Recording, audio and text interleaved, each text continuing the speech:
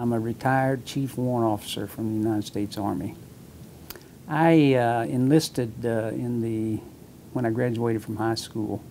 I graduated from high school in Jackson, Missouri in 1956. And I enlisted in the Marine Corps for 2 years.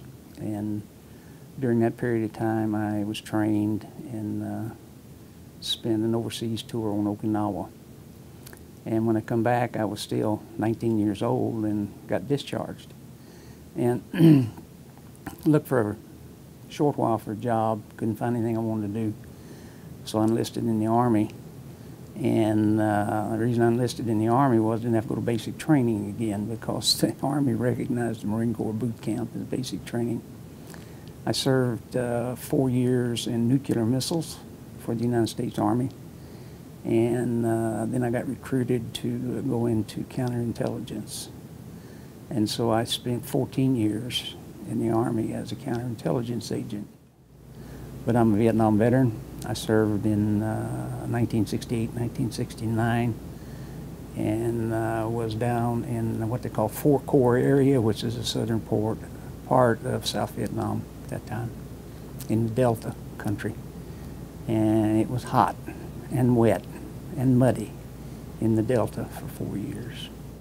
Had a lot of interesting times, had some tough times, and lost my partner over there, my counterintelligence partner, my agent partner, on the 26th of August, 1968.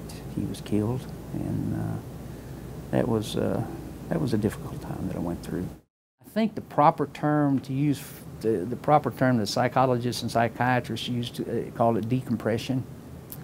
You go through a decompression period, and the decompression period for Vietnam veterans was long time. Long time. And a lot of that was because the way the public reacted to them when they learned that they were Vietnam veterans. I dare say that any World War II veteran that had ever come back was nothing but welcomed when they come back. Even when I think about it now, I find it difficult to say, how could that happen? Where it was not, when I retired, it was not a proud thing to be in the service. It was not a proud thing to be a veteran. That was a dishonorable thing. By the way, I was very fortunate. The only time I was separated from my family was when I went to Vietnam. All my other overseas tours, they went with me. And probably the most interesting tour duty we had was we spent 5 years in Munich, Germany. Went over there in 1970 and came back in 1975. From my wife's perspective, she always said that she enjoyed immensely living in Europe, but she probably suffered more than anybody else in our family did. The assignment that I had was I was the team chief of an intelligence team. I was the team leader, and we would get short to medium term assignments, and they just didn't know where we were. It was not unusual to come home and in the evening and start packing, and Virginia would say, "Are you leaving in the morning?" And I'd say, "Yeah."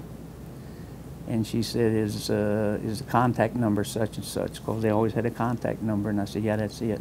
And that'd be it. And then I might be gone for 3 days. I might be gone for a month and a half. And she wouldn't know where I was. And that was difficult. I know that was hard on her. That was hard on her. We knew then, and I think the service people know now, that the nature of the business is you're going to be separated at some time. And I won't say that it was joyful. It was not unexpected.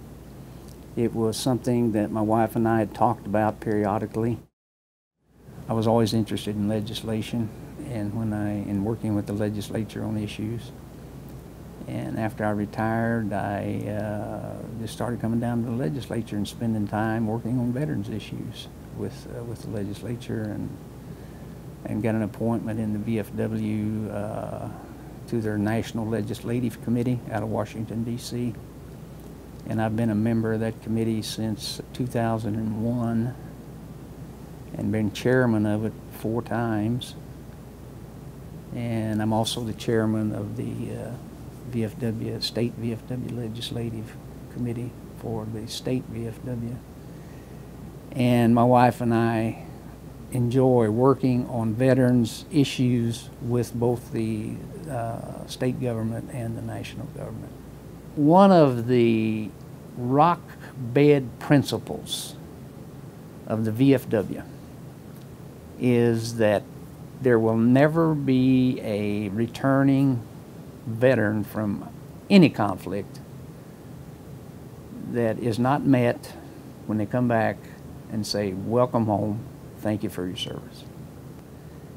The funding of the services for veterans, that's the way you think veterans. You think enough of them to take care of them after they serve.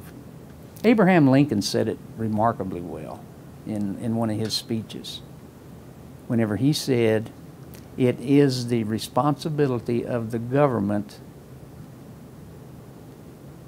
to assist those who have borne the battle and their orphans. That's what he said. If there's one message I got for veterans, young or old, that's it. I don't care how old you get or how young you are. Be a part of your community, whatever that means to you.